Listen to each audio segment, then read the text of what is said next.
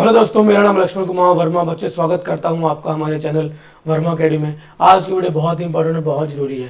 अगर बच्चे आप एनओएस में एडमिशन लेना जा रहे हो, लेना चाह रहे हो, या लेने वाले हो, या ले चुके हो, तो आइए वीडियो आपके लिए है। बहुत बच्चे ये टॉप 10 मिस्टेक जो आप करते हैं, जो आपसे हो जाता है, उसके बारे में बताने वाला हूँ। ध्यान से देखना, वीडियो को शेयर कर दो और चैनल को सब्सक्राइब कर दो। बहुत इंपॉर्टेंट वीडियो है, आपका देखना बहुत जरूरी है।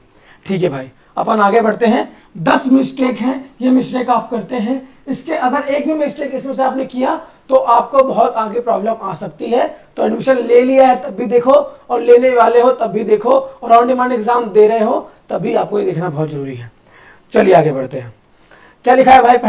पहला मिस्टेक सिंपल लिखा हुआ है बच्चे कि चूजिंग अ रॉन्ग स्ट्रीम और सब्जेक्ट कॉम्बिनेशन। सिंपल, कभी कभार बच्चा क्या करता है कि बायोलॉजी के साथ अकाउंट ले लेगा। ठीक है, बायोलॉजी के साथ मतलब बायोलॉजी लिया और उसने अकाउंट भी ले लिया, तो इसका कोई कॉम्बिनेशन नहीं बना। तो बाद में जब आप कॉलेज एडमिशन लेने के लिए जाओगे तो क्या बोलोगे कि मैंने बायोलॉजी भी पढ़ा है, मैंने अकाउंट भी पढ़ा है, तो फिर समझ रहे हो ना, तो प्रॉब्लम का सामना आपको करना पड़ सकता है। तो आपको ये चीज़ों को ध्यान देना है। ठीक है, चलो भाई, तो मतलब गलत कॉम्बिनेशन सब्जेक्ट के नहीं लेने हैं। सेकंड, रॉन्ग सब्जेक्ट या रॉन्ग स्ट्रीम, गलत स्ट्रीम में एडमिशन नहीं लेना है। क्या मतलब है भाई? बच्चे, कभी आपको ना स्ट्रीम का पता ही नहीं है कि स्ट्रीम 1 क्या होता है, स्ट्रीम 2 क्या होता है, स्ट्रीम 3 क्या होता है, या 4 क्या होता है। बहुत बच्चों को मिसकंसेप्शन है, या फिर बहुत लोग मिसगाइड कर रहे होते हैं उनको। सिंपल मैं समझा देता हूँ। स्ट्रीम 1 अप्रैल वाला एग्जाम, स्ट्रीम 2 अक्टूबर वाला एग्जाम। अक्टूबर वाला एग्जाम कौन देता है? जो 12वीं में फेल होता है। स्ट्रीम 3 और 4 बच्चे ऑन डिमांड एग्जाम होता है। ठीक, दोबारा से बोलता हूं, जो स्ट्रीम 1 होता है वो अप्रैल वाला एकेडमिक एग्जाम होता है, वहां फ्रेश बच्चे एग्जाम देते हैं। ठीक है, जो कभी फेल नहीं हुआ, पहली बार 10वीं और 12वीं में आया है। स्ट्रीम 2 में बच्चे 12वीं फेल या 10वीं फेल के बच्चे एग्जाम देते हैं। अगर 12वीं में अप्लाई कर रहे हो अक्टूबर में, ठीक है, वो स्ट्रीम 2 का होता है। अगर 12th में फेल हुए हो, फिर 12th में अप्लाई कर रहे हो, तो जो सभी 2 सालों का टीओसी होगा, 3 का एग्जाम होगा। ठीक है, तो वो पूरी कहानी रहती है स्ट्रीम 2 का। स्ट्रीम 3 और 4 के क्या रहता है कि बच्चे आपका क्या सीन है कि आप ऑन डिमांड एग्जाम दे रहे हो उसके अंदर। तो आई होप आपको बेसिक नॉलेज मिला होगा। तो ये गलती आपको नहीं करनी है। देखो, always check the latest NOS subject list and allow combination. अब देखो भाई, अभी ये मिस्टेक कब आती है? ये मिस्टेक तब आती है जब आप किसी साइबर कैफे से एडमिशन ले लेते हो, उनको नॉलेज ही नहीं है। देखो बच्चे, वो 9वीं में फेल हुआ है, 9वीं 10वीं में फेल हुआ आपकी तरह या फिर किसी की भी तरह, लेकिन उसने आपकी तरह मेहनत नहीं किया। और वो क्या किया उसने? सिंपल सा एक सीएससी सेंटर लिया, ठीक है ना, गवर्नमेंट ऑथोराइज जो बोलते हैं, सेंटर लिया, एंड उसने क्या करना, काम करना शुरू कर दिया। तो वो काम तो कर रहा है, ठीक है, लेकिन आपका लाइफ भी खराब कर रहा है। ठीक है ना, तो ये पूरा सीन है। लेकिन ठीक है यार, अब किसी को काम को बुरा नहीं बोलेंगे, लेकिन भाई बच के रहेंगे ऐसे लोगों से। ठीक है, ध्यान देना। चलो भाई, तो ये है, गलत कॉम्बिनेशन नहीं लेना है। जैसे कि बायोलॉजी के साथ भाई आप कॉमर्स बेस्ड सब्जेक्ट तो ले ही नहीं सकते, ले लोगे तो फायदा क्या है उस चीज का? ठीक है ना, बाद में दिक्कत आएगी। अगला अगला जो problem, not uploading the correct document.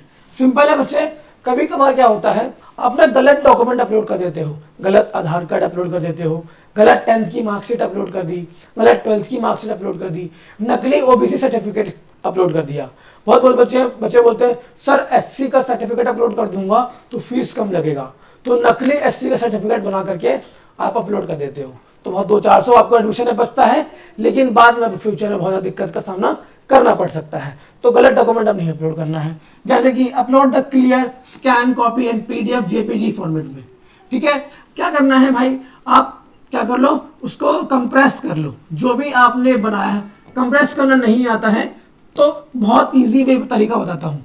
आपने अपने सिंपल जो भी फोन है आपके पास, आपने फोटो खींचा, अभी उसका कितने भी एमबी में आया, क्या करो, उसको व्हाट्सएप पे 2-3 बार सेंड कर दो। क्या करो, व्हाट्सएप पे अपने दोस्त को, अपनी मम्मी को, अपने पापा को व्हाट्सएप पे सेंड कर दो। तो फोटो व्हाट्सएप पे व्हाट्सएप क्या करता है, फोटो को कंप्रेस कर देता है। फोटो व्हाट्सएप जो है, व्हाट्सएप मैसेंजर जो है, फोटो की क्वालिटी को कंप्रेस कर देता है, साइज रिड्यूस हो जाता है। उसको अब रिड्यूस हो जाएगा तो आप आसानी से अपलोड कर पाओगे। अगर ये ये हैक तब अपनाना है जब आपको साइज कम करना नहीं आता है। जब आता है तो कोई दिक्कत नहीं है, लेकिन 10वीं क्लास के बच्चों को जैसे नहीं आता, जनरली नहीं आता है, प्रॉब्लम आती है, तो आप ऐसा कर सकते हो। ठीक है, चलो भाई अगला दिक्कत क्या है, अगला मिस्टेक क्या है, आप नेम और डेट ऑफ बर्थ, बहुत बच्चे गलत नाम गलत डेट ऑफ बर्थ लिख देते हैं। चाहे आपके पापा का नाम, चेक क्या करना है, आपका नाम, your name, father name, mother name. अब ये सब नाम कहां से देख के लिखना है, तो आधार कार्ड से देखकर मत लिखना, और डीओबी तो भाई कहां से देख के लिखे सर, जब अगर आप 10वीं में एडमिशन ले रहे हैं फिर तो आपके पास जो 8 के मार्कशीट है उसमें से देख लो, नहीं है तो फिर आधार कार्ड में से देख लो। लेकिन अगर 12th में एडमिशन ले रहे हो भाई, ठीक है ना, तो क्या करना है, 10th की मार्कशीट को रेफरेंस लेना है। If you don't have the birth certificate, then your birth certificate will be the 10th marksheet। आपका 10वीं का मार्कशीट आपका एक बर्थ सर्टिफिकेट की तरह काम करेगा। उसमें से नाम देखना है, स्पेलिंग देखना है, डेट ऑफ बर्थ देखना है, सब कुछ वो जो डेटा है वही फिलअप करना है। 10th और 12th की मार्कशीट में नाम ठीक होना चाहिए, क्योंकि अगर आप फ्यूचर में डीयू के अंदर एडमिशन लेते हो, कहीं भी कॉलेज में एडमिशन लेते हो, तो बाद में अपार आईडी बनता है, डेब आईडी बनता है। अगर नेम में डिफरेंस आया तो कॉलेज में एडमिशन लेने में बहुत चक्कर लगाने पड़ सकते हैं आपको, तो अभी आप ध्यान से देख लो। ठीक है, ensure your detail match with Aadhaar and school record, Aadhaar card के साथ मैच करना चाहिए। तो भाई अगर 10वीं के मार्कशीट पर नाम अलग है, आधार कार्ड पर नाम अलग है, तो just change your Aadhaar card, Aadhaar centre पे जाओ, 200 रुपया चार्ज दो और चेंज हो जाएगा, उसके बाद एडमिशन लो, या फिर रिसिप्ट भी अपलोड कर सकते हो आप।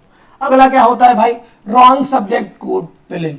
भाई कभी कभार बच्चे सब्जेक्ट कोड नहीं पता होता है, गलत कोड फिल कर देते हैं, पता ही नहीं सर ये तो सब्जेक्ट तो मैंने लिया ही नहीं था, ये सब्जेक्ट कहाँ से आ गए सर, मुझे नहीं पता सर, मुझे सब्जेक्ट रिमूव करवा दो सर, सब्जेक्ट हटवा दो सर, मुश्किल सब्जेक्ट है ये सर, इसका प्रैक्टिकल फाइल ही नहीं मिल रहा सर, इसका टीएमए कैसे बनाऊं सर, इसका थ्योरी एग्जाम की तैयारी कैसे करूं सर, इसकी तो बुक ही नहीं है। ऐसे दिक्कत का सामना ना करना पड़े, इसलिए बच्चे नंबर डिस्क्रिप्शन बॉक्स में दिया हुआ है। आपको कोई भी क्वेरी हो सब्जेक्ट रिलेटेड, स्टडी रिलेटेड, आपको मटेरियल नहीं मिल रहा, आपको टीएमए नहीं मिल रहा, आपको प्रैक्टिकल नहीं मिल रहा, जस्ट कॉन्टैक्ट अस, आपकी प्रॉब्लम सॉल्व की जाएगी। ठीक है ना, और फ्री ऑफ कॉस्ट, कोई चार्ज नहीं है उसका। ठीक है, क्या है भाई टिप्स उसका, डबल चेक करो कोड को फ्रॉम द ऑफिशियल एनएवएस प्रोस्पेक्टस। अब भाई प्रोस्पेक्टस से सर कहाँ देखूंगा मैं, तब आउट ऑफ प्रोस्पेक्टस है, नहीं पता सर, तो क्या करना है भाई, जस्ट कॉन्टैक्ट मी, कोई दिक्कत हो आप कॉन्टैक्ट कर लो, नंबर दिया हुआ है डिस्क्रिप्शन बॉक्स में। ठीक है ना, आपकी प्रॉब्लम की सोल्यूशन दिया जाएगा।